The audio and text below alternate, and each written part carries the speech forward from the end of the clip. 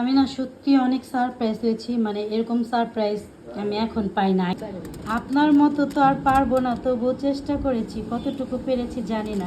রে নুসু, বেলা বাজে 4টা, তোর মা এখন আমাদের খাবার পাঠায় নাই। দাঁত দিয়ে কি অপমান! কখন খাবার দিবে?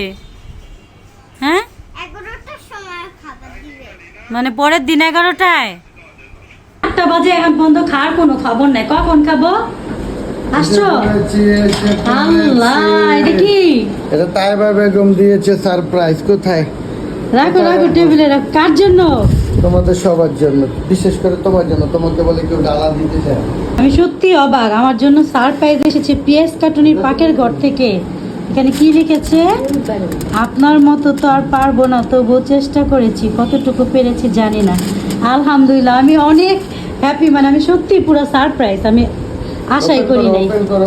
করতেছি, আনবক্সিং করি। বক্সিং করি না, বিসমিল্লাহ। এটা হেল্প করো তো, এটা বুঝবে। ধরো, তাই। ওয়াও, আল্লাহ, আমি তো আশা করি নাই নুসু। এটা কি হলো আমাদের জন্য? সারপ্রাইজ আসলো পেঁয়াজ কাটুনির পাকের ঘর থেকে, তাই আমাকে অনেক অনেক থ্যাঙ্কস। খেয়ে দেখি। চিকেন বল। বিসমিল্লাহ। আমি সত্যি আজকে অনেক অনেক সারপ্রাইজ হয়েছি, কারণ আমি তো এখন আর সারপ্রাইজ পাই না। আগে আপনি আমাকে এরকম সারপ্রাইজ অনেক দিত, আর তাই আমাকে অনেক অনেক থ্যাঙ্কস, এত ভালোবেসে এত সুন্দর একটা সারপ্রাইজ আমাকে পাঠানোর জন্য। এখন হচ্ছে কাবাবটা খেলাম, আর এটা হচ্ছে চিকেন বল। কাবাবটা না অনেক টেস্টি, এটা বিফ কাবাব।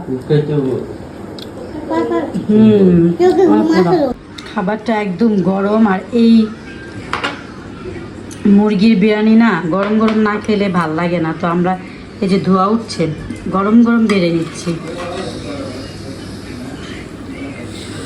এই বিরিয়ানির ডালাটা ছিল মূলত 6 জনের জন্য। 6 জন একদম ভর পেট খেতে পারবে, আর মাংসের পরিমাণ ছিল একদম ভরপুর।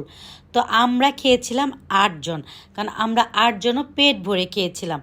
আর এই বিরিয়ানিটা কিন্তু বাজারের বিরিয়ানির মতো না, এটা হচ্ছে ঘরোয়া পরিবেশে রান্না করা, খুবই লাইট মশলা দিয়ে কম তেলে রান্না করা হয়েছে। এই বিরিয়ানিটা কিন্তু আপনারা পেট ভরে খেতে পারবেন, কারণ কি জানেন, এখানে কোনো কেমিক্যাল ইউজ করা হয়নি। তো এটা কিন্তু 2-3 লোকমা খাওয়ার পরে আপনার পেটটা ভরে আসবে না, এটা আপনি পরিমাণ একদম তৃপ্তি সহকারে খেতে পারবেন। তো আমি তো সব কিছু দিয়ে, একটু কাঁচামরিচ দিয়ে, শসা দিয়ে যখন মুখে দিচ্ছিলাম, বিশ্বাস করেন এত মজা লাগছিল, আর মাংসটা এতটাই সফট আর জুসি ছিল, খেতে তো খুবই মজা ছিল। তো আপনারা যারা এরকম ঘরোয়া পরিবেশের মুরগির বিরিয়ানি খেতে চান, তারা কিন্তু অর্ডার করতে পারেন পেঁয়াজ কাটুনির পাকের ঘর, আর তাদের খাবারের মান কিন্তু অনেক ভালো।